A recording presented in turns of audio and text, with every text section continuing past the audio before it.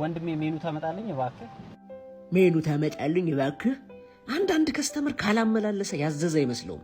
እሱ ከመኪና ወርዶ ካፌ መግባት ደብሮታል። ሰው በዚህ በዝናብ ሲያመላልስ ግን ምንም ሸይም የለውም። ምን አለ ፈጣሪ ይህን ሰውዬ ለአንድ ቀን እንኳን አስተናጋጅ አድርገህልኝ በእግር መመላለስ ምን ያህል እንደሚያደክም ብታሳይልኝ። ሜኑ ላይ የምፈልገው ስለሌለ ተቆራጭና ሻይ ታመጣልኝ እባክህ።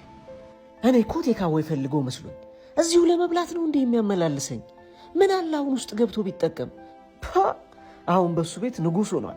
ከመኪና ወርዶ ካፌ ውስጥ ገብቶ መጠቀም ክብሩን ሊነካበት ሆኗል። ስኳር ስንት? 2 አርግ። ሶፍት ጨምርልኝ ካላስቸገርኩ አላለም። ይሄ ሰውዬ የስልጣን ወንበር ላይ የተቀመጠ ይመስል አልወርድም ብሎ ይገግማል እንዴ? ለነገሩ ሲያዩት ራሱ የአፍሪካ መሪዎች እንደሚመስለው መውረድ አይወድ። መቼም ዛሬ አስቸግሬ ያለው ውሃ ታመጣልኝ? አረ ውሃ ይውሰድህ።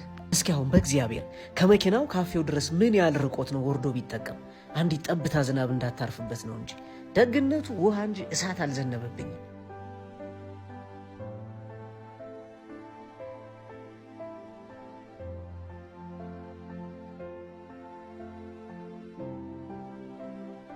የብዙዎቻችን ድክመት ፈራጅነት ስንቱን ይሆን ሳናውቅ የፈረድንበት፣ ስንቱን ሲሆን ሳንረዳው ፈርደንበት ያለፈው በብዙ ውጣ ውረድና ድካም ያገኘነው ሹመት ይመስል ለመፍረድ ስንሯሯጥ ላየን ፈጣሪ የፍርድ ዙፋኑን ለእኛ ያስረከበን ነው የምንመስለው።